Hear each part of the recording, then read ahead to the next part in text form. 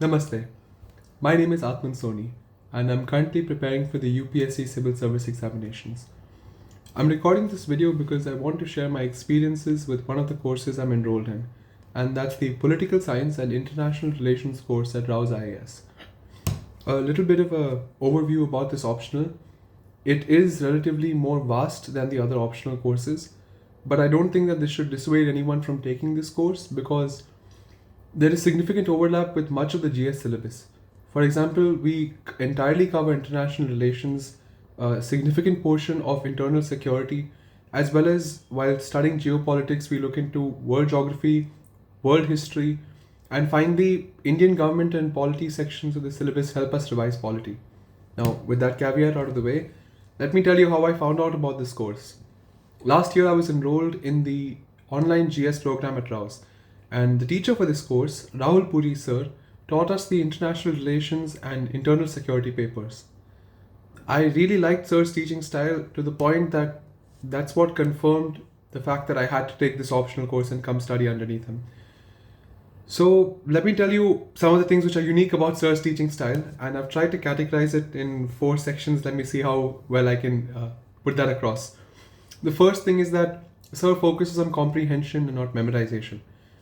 From his own experiences of writing the test, Sir tells us that no matter how much we study and revise, if what we know as of when we enter the examination hall is 100%, then what we're able to actually write down and effectively communicate to the examiner under the conditions of pressure, time constraints, and stress is only around 35 to 40%. And the only way to really push this percentage up is by focusing on understanding the concept rather than just memorizing it. So there are some things which Sir does towards this in terms of how he structured his classes. One of the things is that while we're writing down things in class, Sir will tell us to pause and reread the last few pages that we've just written. This is really useful because often when we're actually writing down the notes in class, that's a passive mode of engagement with what's being taught, and we think we're understanding everything. But when we go back to review our notes later, we realize that, okay, I'm not quite sure I understood this portion, because of which we're not even able to ask our doubt in class when it was most useful for us. This problem gets worse because concept building is iterative. So one concept builds on top of another and so on and so forth. So when we're reviewing our notes, if a particular section doesn't seem to make sense, it could make the portions which are dependent on it also seem a little bit hazy. So from Sir's experience of taking multiple batches, he's understood where we tend to have doubts. So especially in the conceptual portions which are very foundational to this course, Sir liberally asks us to reread what we've written, and a lot of doubts come up in this portion, which brings me to the second subpoint here, which is how Sir clears doubts. There are some courses where teachers prefer to have a good 2 hours of the lecture uninterrupted, where they teach us, and the doubts come up at the end of the lecture. Or unfortunately, sometimes it gets postponed to the beginning of the next lecture the next day in a hasty 5 to 10 minutes before things get started. That's completely the opposite of what happens here. Right in this class, what happens is that Sir will take our doubts as and when they come up. And this is also structured, of course. It's not that anybody has a doubt and it will just interrupt the flow of the class. But Sir will teach us a particular module, and at the end of that module, which could be anywhere between 5 to 10 minutes long, Sir will ask us, okay, are there any questions? Or we can just raise our hands. And Sir takes all the questions that come up at that time.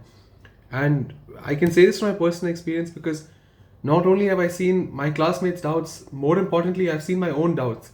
And in retrospect, they often seem rather inane or trivial. And that may be just a very polite way of saying the questions can sometimes seem stupid. I'm talking about my own questions here. But Sir takes them up in class. And Sir has emphasized that this is what a classroom is about. Not only do we need to learn from our own doubts, but we also have to learn from each other's doubts, which is what makes each lecture unique. And that's why every batch also is going to be slightly different from the other. No lecture happens the same way. Right. The next thing is that Sir combines a lecture style with a discussion style. Now, what does this mean? Most of us are exposed to a lecture style of teaching, which is to say that the teacher goes up on the dais, they have a pre-prepared lecture plan, and they just explain it from starting till ending. And we write it down or we skim the handout which we've been given. That's not how things happen in this class. Sir employs a narrative and dialectical style to discuss the topic with us. He actually involves us in discussion. It's not a monologue. Some people think that a discussion means, okay, yeah, I think even I've had discussions in my class. The teacher, before they make us write it, they explain the topic to us, but that's not really what a discussion entails. Discussion is a dialogue.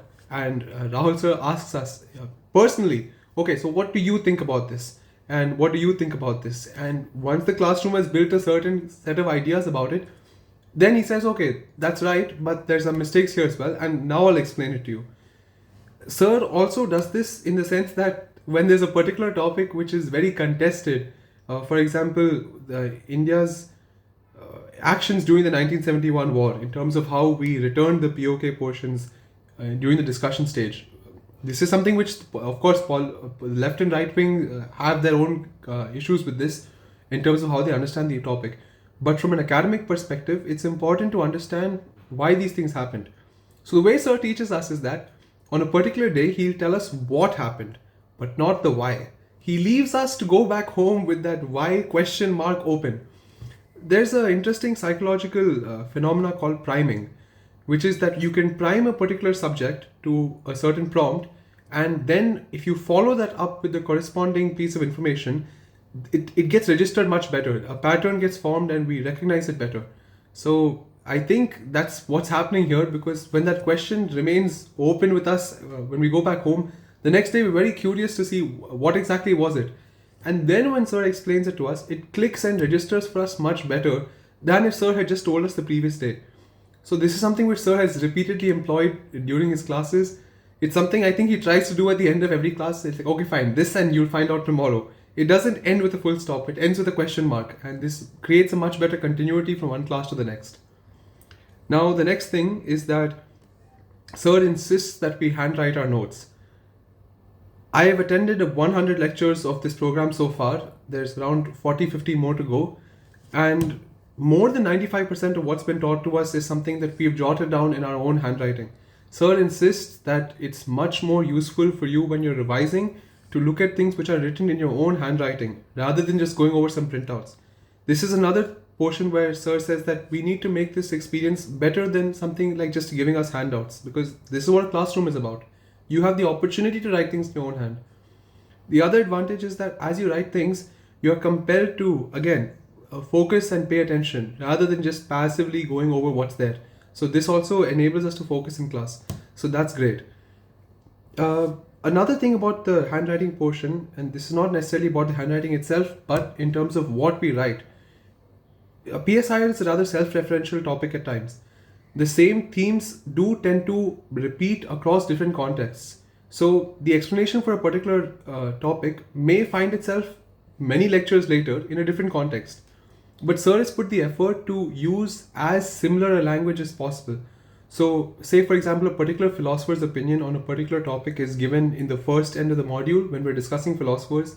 Much later, when we're discussing the application of this thought, we use nearly identical language.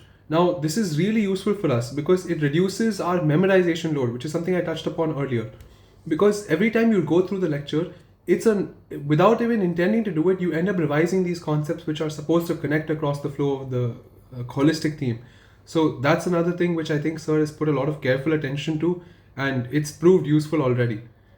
Now, with regarding the overall structure of the class, Sir hasn't gone just looking at the syllabus and saying, okay, I'm going to teach you this chronologically. No, what Sir has done is that he's looked into how these concepts are supposed to be built for us, and he's made sure that we do the things that we need to understand things afterwards first. So we've done the philosophers in the very beginning of the lecture, and then something which takes a much more syntopical view of the entire topic, like understanding approaches to political theory, has been postponed towards the absolute end of the course, where it'll make most sense for us to understand, because by that point we've covered everything else in the syllabus. So now understanding the approaches works out better. In fact, one extra useful thing is that Sir has structured the program in a way that the Indian government and polity section, arguably the portion which has the most overlap with our syllabus for prelims, comes right before our prelims exam. So it becomes a very useful polity revision, and I think we all know how scoring polity is, and so that's just fantastic. Now, this is a bit more subjective, the last point which I want to mention. In class, Sir is mentioned in passing that when he was preparing, that was back when there were two optionals we would select for. So Sir's optional preparation occurred in psychology, public administration, um, public administration, political science, and geography. Right. So as you remember from the very beginning of this course, I told you how geography comes into play.